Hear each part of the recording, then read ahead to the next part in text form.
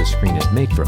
Plastic would scratch at a level 2 or 3, glass would scratch at a 5 or 6, and this sapphire screen would scratch at an 8 or 9. Word on the street is another sapphire screen phone was just released, and I'm going to try to get my hands on one. But as we can see, the OnePlus 9 Pro is made with Gorilla Glass, and scratches at a level 6 with deeper grooves at a level 7. Pretty normal. The grooves set up to give it a nice coating of level 7 deeper grooves. The scanning location is optical, as you can see from the light that helps illuminate the fingerprint for the underscreen camera. It's also positioned. 9 Pro is packing a 6.7-inch 1440p 10-bit display, meaning it's got those 1 billion colors we talked about earlier. Most cell phone screens do not. Plus, it's got the 120Hz refresh rate with a touch sensitivity rate of 360, which is even faster than the ROG Phone 5 gaming phone. May he rest in peace. But the most important thing of all, and the reason you're all here, is that the AMOLED screen can last 40 seconds under the heat from my lighter, which is good because that was a lot of information to communicate. It's a powerful flagship of a phone, and with that, the 9 Pro does have a flagship of a price. Rumor has it there are 2 batteries inside of this thing, and the last dual battery phone we tested didn't do so well. Wind in from the back, this OnePlus 9 Pro does have a slight curve, but locks out and does not crack and break. Flipping into the front, it once again locks out and stops bending. Not too shabby. My fingers are pretty happy there are no flash shards this time around. The OnePlus 9 Pro passes the durability test.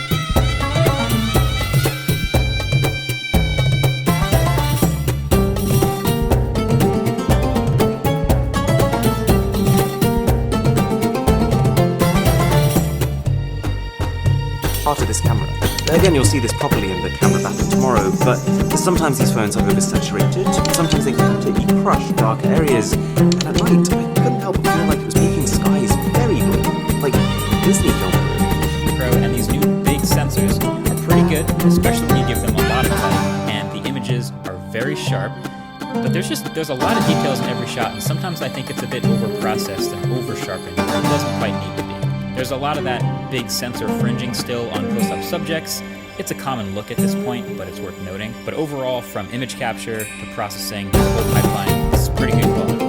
Now with the Hasselblad collab, they're talking a lot more about more natural colors, and I do sometimes see that. To be honest, most photos still look pretty predictable like a smartphone photo. A nice contrasty, almost pixel-like processing is here, but with slightly muted colors sometimes. Like in this shot with the grass, you can see it's a little muted, and even more with warm colors. So like this shot with the orange wall, the wall in real life is slightly more orange than that. And same with this orange on a turf field I worked out at, and then this shot of some fruits in a grocery store with the oranges and yellows and greens.